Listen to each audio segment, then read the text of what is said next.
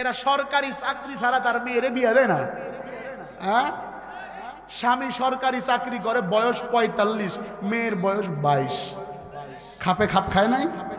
হ্যাঁ, সন্তান হওয়ার পরে বাজারে গেলে কয়, কি ও চাচা তোমার নাতিরে নিয়েছো? জোরে কন ঠিক না বেঠে? আর ওরা আমাগরে স্লোগান দেয়, ডন মাইন। কি মাইন? ডন। এই হুজুর, আপনি কি মোটিভেশন কোয়ালিটি বুঝেন না? এটা আমাদের ব্যক্তিগত স্বাধীনতা। দেহ আমার, স্বাধীনতাও আমার। আউযুবিল্লাহ না নাউযুবিল্লাহ? দেহ তার স্বাধীনতাও, দেহ তার স্বাধীনতাও বলে কি বলে না? দেহ আমার স্বাধীনতাও। জোরে কন। তা আমি বলি, মহিলা তোমরা, পুরুষ আমরা, শরীর তোমাগর, পিটানোর স্বাধীনতা আমাগর।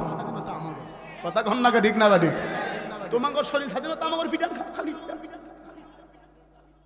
কথা বলেন না কেন? নারী আছে না ভাই? নারী যদি একটা ঘরের পবিত্র হয়, খোদার কোরআন হাতে নিয়ে বলছি, আল্লাহর কসম খায়া বলছি, যদি ঘরের কোনো মহিলা সুন্দর হয়, চামড়ার সুন্দর সুন্দর না, আখলাকের সুন্দর যদি সুন্দর হয়, ওই ঘরটা জান্নাতের বাগান হয়ে যায়।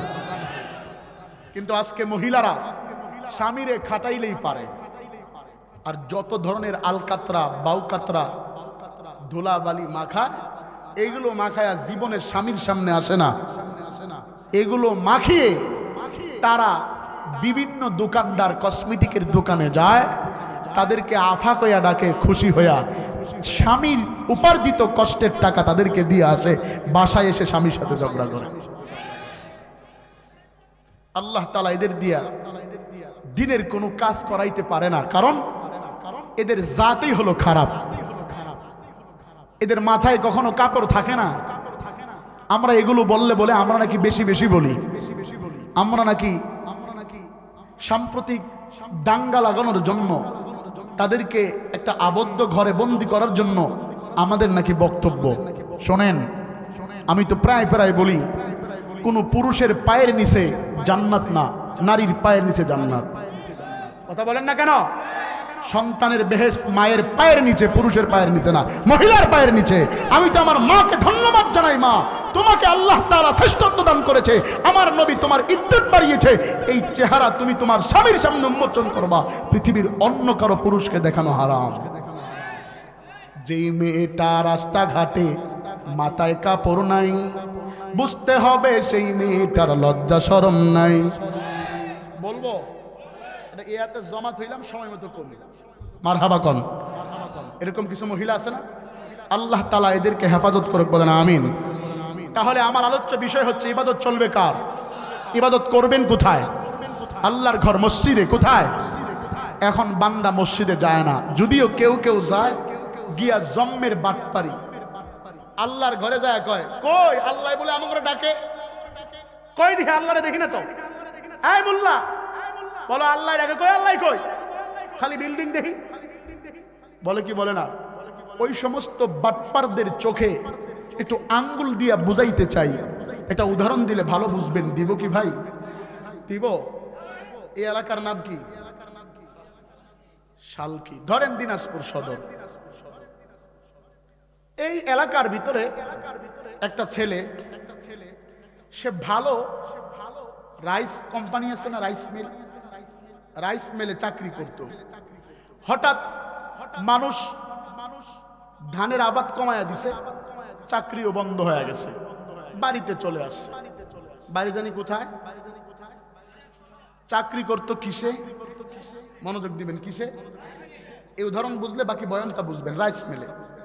তো চাকরি শেষে বাসায় আসছে, কোম্পানি বন্ধ, অভাব অনটন শুরু হয়েছে।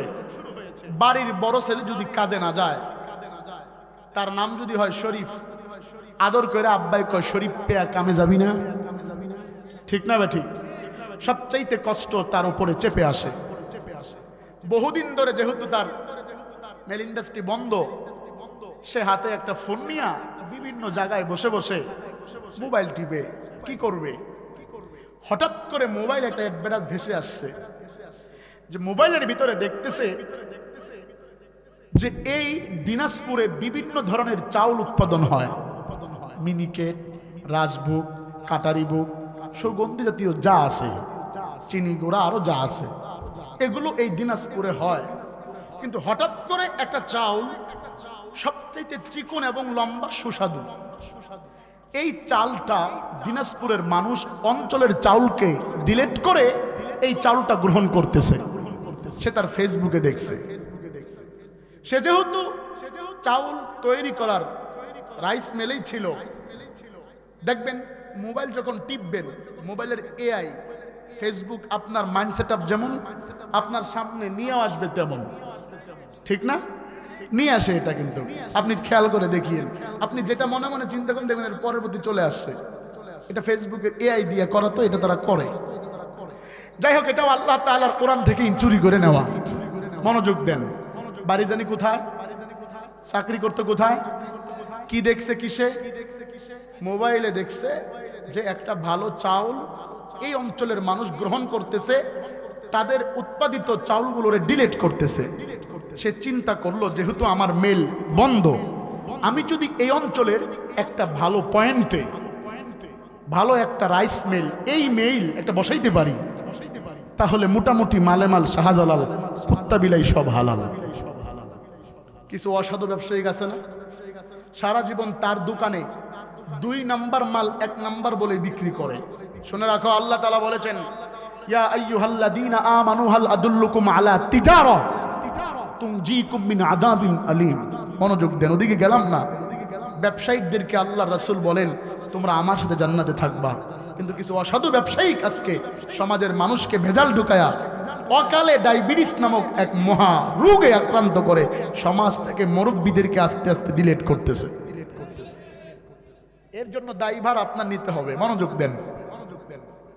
সে ছেলে চিন্তা করলো যদি আমি এই রাইস মিলটা আমার এলাকায় বসাইতে পারি, মোটামুটি এদিকে এই অঞ্চলে আমার এই চাউলেই চলবে। সেই দিকে খেয়াল করে বাপের কাছে গেছে, আব্বা জীবনে আপনি আমারে বহু টাকা দিছেন, এবার শেষবারের মতো রিকোয়েস্ট রাখেন, আপনি আমারে কিছু টাকা দেন, আমি একটা রাইস মিল কিনে এই এলাকায় বসাইতে চাই। বাবাই প্রথমে অস্বীকার করলেও পরবর্তীতে যেহেতু সন্তান কিছু টাকা দিছে, টাকা সে খরচ করবে, মেইল কিনে আনবে। কিন্তু সে জানে না যে এই মেইলটা পাওয়া যায় কোথায়। সে হঠাৎ করে ফেসবুকে টিপ দিল, দেখি তো এই চাউলের মেশিন তৈরি বা পাওয়া যায় কোথায়। টিপ দিয়া দেখে আমেরিকা কিংবা অন্য কোনো রাষ্ট্রে, যে কোনো এক রাষ্ট্রে ধরেন। সে এটা দেখে থা খায় গেল, কিরে ভাবছিলাম বাংলাদেশের কোথাও হবে, এখন যদি বিদেশে যাইতে চাই তাহলে তো টাকা আরো বেশি লাগে। যাই হোক, লম্বা কথা সংক্ষেপ, টাকা অর্জন, কিছু টাকা হাওলাত করজে আছে না নিয়া আপনাদের সৈয়দপুর থেকে পাসপোর্ট ভিসা ওকে করে যেই রাষ্ট্রে এই মেশিন বিক্রি হয় সেই রাষ্ট্রে সে গেল। লোকেশন ধরে ধরে যেখানে এই মেশিন বিক্রি হয় সেখানে গেল। গিয়া দেখে বিশাল বড় এরিয়া, সব জায়গাতেই গ্লাস দ্বারা মোড়ানো, ভিতরে মেশিনের অভাব নাই। চিকন চাউল বের হওয়া, মোটা চাউল, ফর্সা, কালা, ধলা, সাদা যা আছে ভ্যারাইটিস আইটেমের মেশিন সেখানে বিক্রি হচ্ছে। ম্যানেজার একজন বসা, মেশিনের অভাব নেই। বান্দা ভিতরে প্রবেশ করলো, সালাম দিল, আসসালামু আলাইকুম ভাইয়া, দেখেন আমার দিকে চাইয়া, আমার বাড়ি সেই ঢাকা, বাংলাদেশ রাজধানী ঢাকা, রংপুর বিভাগের দিনাজপুর জেলার সদর থেকে আমি আসছি একটা রাইস মিলের মেশিন নেওয়ার জন্য। আপনার কাছে কি মেশিন বিক্রি হবে? বলেন তো, বাঙালি কথাটা সুন্দর করে বলছে না? ওই বৈদেশি মাথা তুলে বলে চ্যাংচং প্যাং, প্যাংচং ক্যাং। তুমি কি বলছো? আমি কিছু বুঝি, কিছু বুঝি। বলেন তো, বাঙালির মিজাজ গরম না নরম? তো মেশিনের কফালে বাড়ি, কথাই বুঝো না, মেশিন নিয়ে কি করবো না, নিব না। বাঙালি হাঁটা ধরছে। চাইনিজ ম্যান মাথা তুল করে, বা যে দেশের ছিল সে দেশের ব্যক্তি মাথা তুলে ডাক দিয়া কয়, তেরা বাঙালি ভাই ঠেরো ইধার মে आओ, कोई गरज नहीं है, मेरे पास মাইক্রোফোন রাহা হয়, আসো আমার কাছে তোমার ভয়েস চেঞ্জ করে শোনার মতো মাইক্রোফোন আছে। বাঙালি এবার মনে মনে মহা খুশি, আবার ডাক দিয়ে ডাকে কলি তুই তো। যাই হোক, ভয়েস চেঞ্জ করে বুঝতে সে আসছে কি নেওয়ার জন্য, মেশিন নেওয়ার জন্য। লম্বা কথা সংক্ষেপ, দাম কষাকষি করে হাতের ভিতরে মেশিন নিচ্ছে, রাইস মিল নেওয়ার পরে দেখে হায় হায়, কোন দিক দিয়া ধান দিবে, কোন দিক দিয়া চাল বের হবে কিচ্ছু বুঝে, কিচ্ছু বুঝে। তোমার মেশিন তুমি রাখো, আমাকে এলাকার যে মেশিন আছে ওই যে স্যালো মেশিন দিয়া ঠক ঠক ঠক ঠক করে ইস্টে, এটাই আমার ভালা, এটা আমি বুঝি না, নিতামই না। বাঙালি হাঁটা ধরছে, পিছন থেকে আবার বৈদেশি ডাক দেয়, তেরা বাঙালি ভাই ठहरो इधर में आओ कोई गरज नहीं है मेरे पास ক্যাটালগ রাহা है মনোযোগ দিবেন কথাটা যদিও হাসির ছলে শুনতেছেন চমৎকার একটা উদাহরণ মনোযোগ দেন मेरे पास ক্যাটালগ রাহা है বাঙালি কয় এমন চান কপাল হয় কয়জনের মেশিনও পামু সাথে নিয়মাবলী বইও পামু তাউজুবিল্লাহ বিসমিল্লাহ বলে নিয়মাবলী বই খুলছে খুইলা দেখে হায় হায় সব ওই দেশের ভাষায় লেখা মিজাজ গরম না নরম তোমার মেশিনও থাও বইও থাও আমি গেলাম দরকার নেই এবার আবার বই দিছি ডাকে তেরা বাঙালি ভাই ठहरो इधर में आओ कोई गरज नहीं है मेरे पास স্পটম্যান রাহা है এদিকে আয় বেটা টেনশন নাই আমার কাছে মেশিন বুঝায় দেওয়ার মতো স্পটম্যান আছে বাঙালি এবার মনে মনে মহানন্দ বলে এমন চান কপাল হয় কয়জনের সাথে লম্বা কথা সংক্ষেপ মেশিন নিয়মাবলী বই এবং স্পটম্যান নিয়া কোথায় আসছে কোন জায়গায় জানি আইসা লোকেশন দেখে বড় একটা ঘর করে মেশিন সিটিং করছে এবার ওই বৈদেশিকে ডাক দিয়ে কয় ভাইজান জলদি করেন মেশিন স্টার্ট করেন ধান ঢুকান সিজন গেল সিজন বুঝি যায় সিজন বুঝি জলদি করে ধান ঢুকান এবার সেই বৈদেশি লোক বলে দাঁড়া আছে ठहरो और तुम्हारे हैंडबैग में एक चिट्ठी खुलकर पढ़ो একটু অপেক্ষা করো তোমার হাতে একটা হ্যান্ডব্যাগ আছে এই হ্যান্ডব্যাগে একটা চিঠি আছে খুলে একটু পড়ো বাঙালি কি মুশকিল का बात है कि चिट्ठी के लिखा है কি মুশকিলের কথা আবার কিছু যাই হোক বাঙালি চিঠি খুলে দেখে লেখা প্রিয় বাঙালি ভাই আমি বৈদেশ থেকে বলছি তোমার সাথে যে একটা মেশিন নিয়মাবলী বই এই দুইটা তোমার কাছে আজীবন থাকবে কিন্তু সাথে যে একজন স্পটম্যান গিয়েছে মানুষ সে তোমার ওই দেশে চিরকাল থাকবে সে তোমার এই মেশিন শিক্ষা দিয়ে চলে আসবে অতএব তুমি তোমার হাতে গোনা কিছু মানুষকে দাও যাদেরকে সেই মেশিন শিক্ষা দিয়ে চলে আসবে এরকম 10 জনকে দাও 10 জনকে দেওয়া হইল 63 বছরের কুস লাগায়া 10 জনকে জান্নাতের সার্টিফিকেট দিয়ে বিদায় নিল এতক্ষণ যেটা হাসির ছলে শুনেছেন এবার তার বাস্তব প্রমাণ এবং রূপ শুনেন অনেকেই বলে আল্লাহ তাআলা আমারে ডাকে না কই আল্লাহ তো স্মরণ করে না আল্লাহ বলেছে ইবাদত করার জন্য দুনিয়ার কোনো দিকে খেয়াল করবেন না আল্লাহ তাআলা বলে বান্দা বান্দি আমি আল্লাহ তোমাদের জন্য আমার পক্ষ থেকে একটা ঘর দিয়েছি ঘরের ভিতরে ঢুকে দেখে পুরো স্বর্ণ কিছু নাই আল্লাহ কিভাবে আপনার ইবাদত করব আল্লাহ বলে টেনশনের কোনো কারণ নাই সে জায়গাতেই আমি আল্লাহর পক্ষ থেকে তোমাদের জন্য একটা ইসলাম নামক মেশিন দিয়েছি ঢুকো এটা জান্নাতের রাস্তা এটা জাহান্নামের রাস্তা এটা ইহদিনাস সিরাতাল মুস্তাকিমের রাস্তা সব বিষয় মেশিনে রয়েছে বান্দা বান্দি ডাক দিয়ে বলে মাওলা হে আপনার দেয়া মেশিন ইসলাম নামক মেশিন বুঝি না কেমনে কি করব আল্লাহ বলে টেনশনের কোনো কারণ নাই